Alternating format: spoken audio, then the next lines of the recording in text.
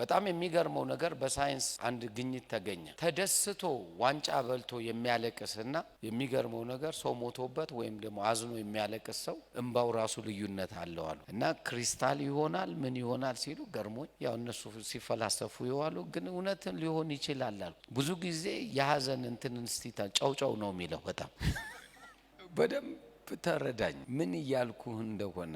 ይህንን ዓለም አታሸንፈውም በለቅሶ ቃል በማንበብ ቃሉን በመናገር ቃሉ አንተ ውስጥ ካለ አመንኩ ስለዚህ ምን አረኩ ተናገርኩ። ማመንክ በቃል ነው። መንግስተ ሰማያት መግባትክ በቃል ነው። እንግዲህ በቃል ያልሆነ ነገር በመንፈሳዊ ዓለም ምን አለ? ምንም የለም። ንጉስ ጋር ስትገባ ስለ ንጉስ የምትናገረው ነገር ቃል ይዘ ነው የምትገባው። ፍርድ ቤት ስትሄድ የፍርድ ቤት ቋንቋ ይዘ ነው የምትሄደው። የሰፈር የመርካቶ ልጅ ሆነክ የመርካቶ ቋንቋ ይዘህ ብትሄድ ትገባታለህ። ይግባኝ ስትጠይቅ ሁሉ እንደ ህጉ ነው የምትጠይቀው።